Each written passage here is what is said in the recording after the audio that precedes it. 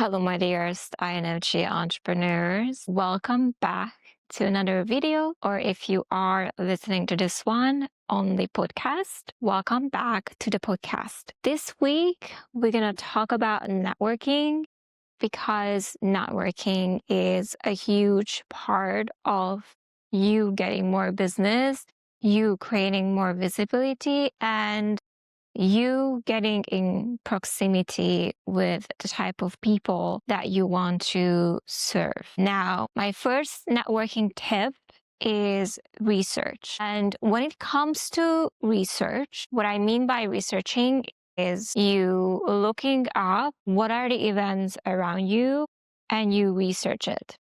So one of the things that we INFJs need to be mindful of is our finite resource and our finite energy. I know that we cannot always be on and out and networking and meeting people because that can drain us tremendously and also burn you out. And when an INFJ is drained, it's not a fun way to be for us. And it's not our best self that comes out when we are drained. So my first tip would be is to research what are the type of events that make sense for your business and be more intentional about who are going to be there, what rooms are you going to put yourself into.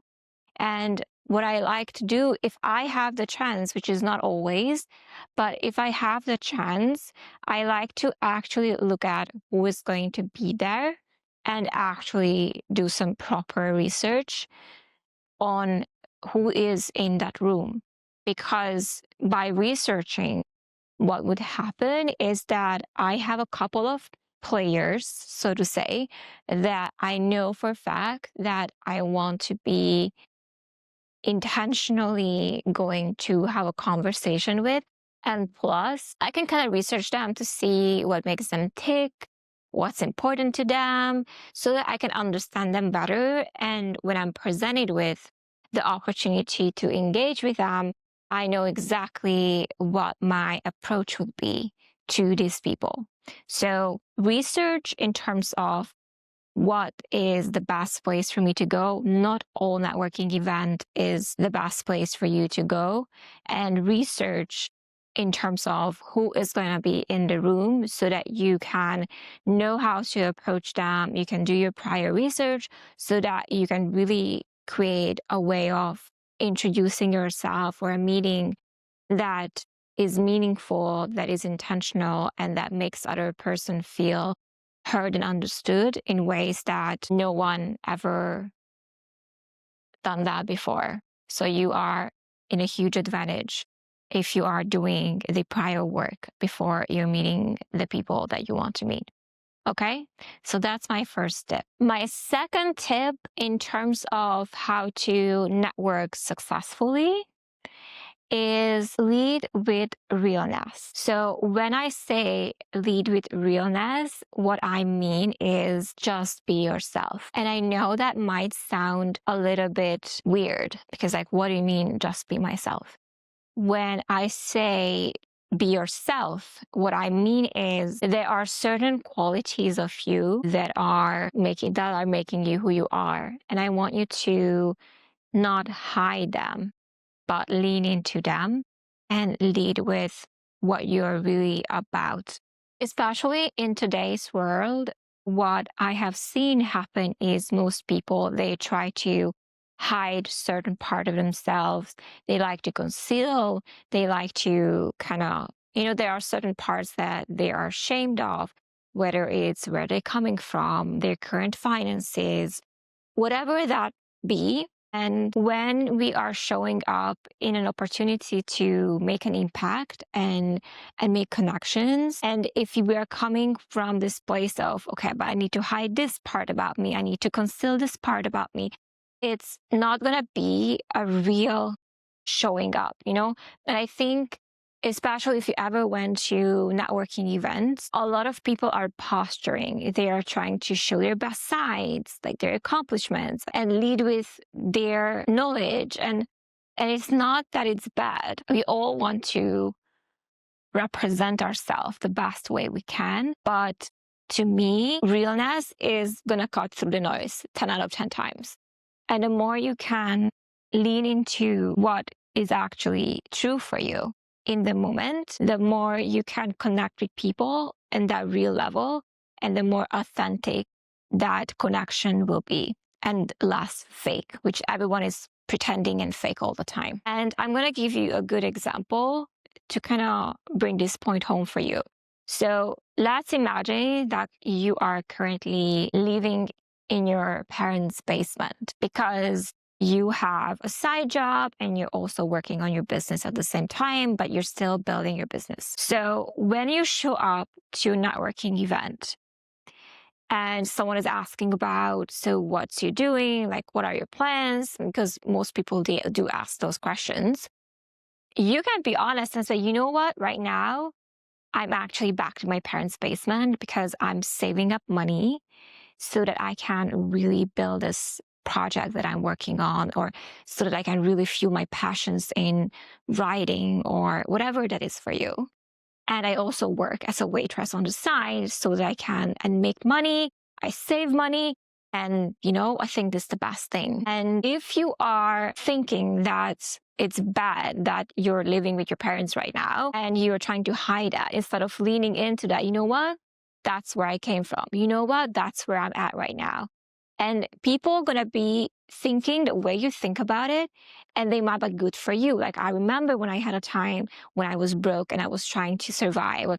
I remember what it feels like to pursue something and trying to be frugal at the same time and kind of downgrade your life so that you can really focus on something that you really are passionate about. So that realness, by the way, is what's gonna let people feel that you're owning this part of you. If there are any parts of your story, like you're coming from a single mom or single parent, or that you grew up in a small town, for example, like whatever that is that's true for you, you can lean into that and just embrace it and just be like, that's where I came from and that's where I'm headed.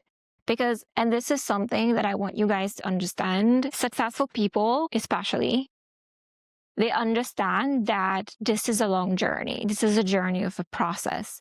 This is a process. This is a journey. And everyone is in different stages of their own business journeys. And there were times when they were where you are right now, where maybe you are ahead of them already. It doesn't matter because we're all walking our own paths. And we are just all trying to create something that we think is meaningful in the way we shape the world with what we do. And I think especially INFJs, we want to shape the world. We want to create meaningful stuff, not just, another business, right? So lead with realness. Networking tips for INFJ entrepreneurs is care about the human, not the title. And this has been one of the most important realizations in the way I like to connect with people, is to care about them as people, not just their success. The truth is, many people who are very accomplished and very successful, they have people orbiting around them who have their own agendas. They want access, they want opportunity, they want to sell them something. And these people, especially if you're aiming for more successful people because you want them to work together, whatever. So they are used to people orbiting them with agendas. And it's not that it's a bad thing to have agenda. It's just that some people can kind of sense that you're coming with an agenda and they kind of close up. And what has been true for me is I knew that when it comes to reaching out or connecting with quote unquote successful people, I have realized that what I care about is whether this person is a genuinely good person or is this a person that I don't want to be close to. And my task is, when it comes to meeting new people, it's to not just meet successful people, but be in proximity with successful people who are also kind at the same time. So then it became this, I don't care about your titles and your success. What I care about is, are you a nice person? Are you funny? Like, are you human? Are you respectful? Is there mutual respect there? Because I don't care how successful someone can become if they are an asshole. Like, I don't want to be around assholes, and I don't care about their title or their accolades, their accomplishments. If they are behind the scenes, are entitled, not kind, you know how they are. Sometimes they get turned off by these people. I don't want to be friends with them. I don't want to be close to them, and I don't care what their accomplishments are if they're not a nice person. And that also goes back to just focusing on their human side. Like, are they nice? No matter how successful they are they nice? Do I want to be around them? Do I want to be friends with them? I think that those qualities for me are more important than what their accomplishments are. And I think for INFJs, because we want to connect deeply, we cannot fake that we like someone when we don't like someone. And I had one girl that I liked her clothing line, and I went to intentionally go talk to her at an event. I did my research. I kind of knew her name and what she has been building. And I went to talk to her, and she was not nice at all. And we were not vibing. And I remember just talking to her like 2 sentences, and I just felt like the vibes are so off. Like, even though I can appreciate what she has built, I would never want to be friends with her. I don't want to engage further. I just don't like it. I just don't like her. Just the vibe was off. I think recognizing is that, okay, you know what? We don't have to push this. Let me connect with someone else. And I actually made a very valuable connection at that event with another girl who then I ended up shooting an episode for my podcast. So all it is to say, it's not about what they have achieved. It's about who they are behind that achievement. Okay. And besides, I know this might be an added thing, but besides, I know I cannot compete with people's successes sometimes, but I know I can always reach them at a human level if they are nice. So I connect on human level, and the accomplishments, they can become an add-on. So I don't get intimidated because I know humans, I'm a human, they're humans, we're good. Like, I got that. I think most INFJs, they're really good at reading people in general. So it's fine. We got this. We don't have to be worried about what we're going to do with someone, nor we don't have to get intimidated because we are both humans. And that's actually very helpful. My networking tip number 4 is practice reciprocal resonance. And wow, I made that line super complicated. But what I have noticed when I'm connecting with people is that if I resonate with them, it's very likely that they resonate with me. And this has been such a relief that resonance goes both ways. And I'm not talking about surface level, like really deep resonance when you're like, yeah, I get this person, I feel this person. And it goes both ways, meaning that you resonate with someone, they resonate with you, and you can relax into that. And your job then becomes to figure out why you guys are resonating. And it's like a quest of figuring out. And what I also realize is that when I'm at an event, I will naturally, subconsciously gravitate towards people. And once we gravitate to each other and we start engaging, we kind of like discover that we are both introverts. Like, we are into communication, and the more we let that guide us to like feel like, okay, I kind of want to hang out with this person. I kind of feel drawn to this and that person. That then becomes of this quest of, okay, let me see why we resonate. And if I resonate with them, they also resonate with me. And it becomes this beautiful connection of resonance in which I can at least relax, because I know that if I think we're vibing, they also think we are vibing. Guys, my final tip is discernment is allowed. When I say discernment is allowed, what I mean is it's okay for you to slow down and not trust the connection right away. This also means that you might initially resonate with people, but you also want to be cautious at the same time. So I know that INFJs, we kind of can read people really well, but I also want you to not jump into a connection because you're super excited, you're super resonating, and you want to kind of accelerate this process. I think many of us are just so happy to make new friends that we tend to go really fast. But I think when you are going too fast, you might miss certain signs that are maybe red flags in the connection.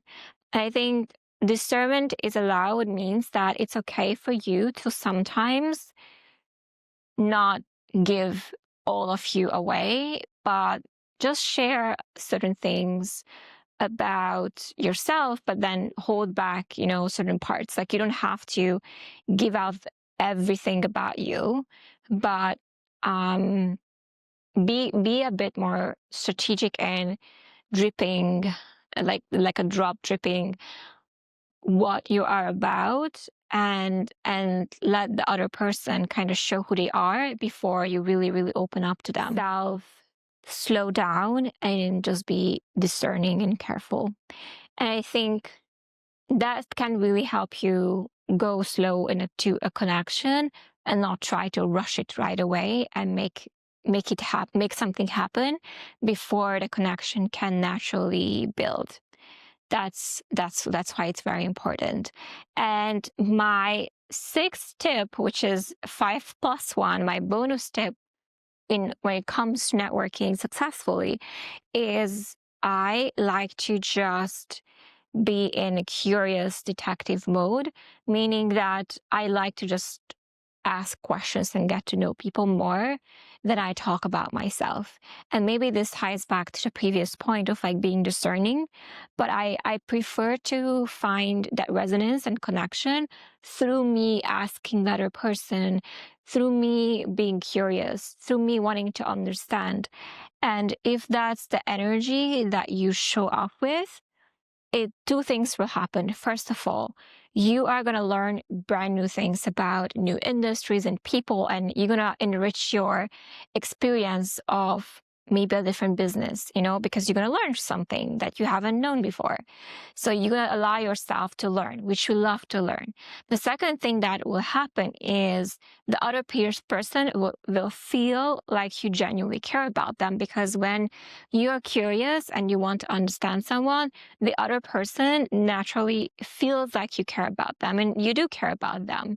But at the same time, they will leave the interaction thinking, oh my God, I had such a great conversation with this person. Like that actually leaves more of an imprint and a memory in someone than if you were just talk about yourself the entire time.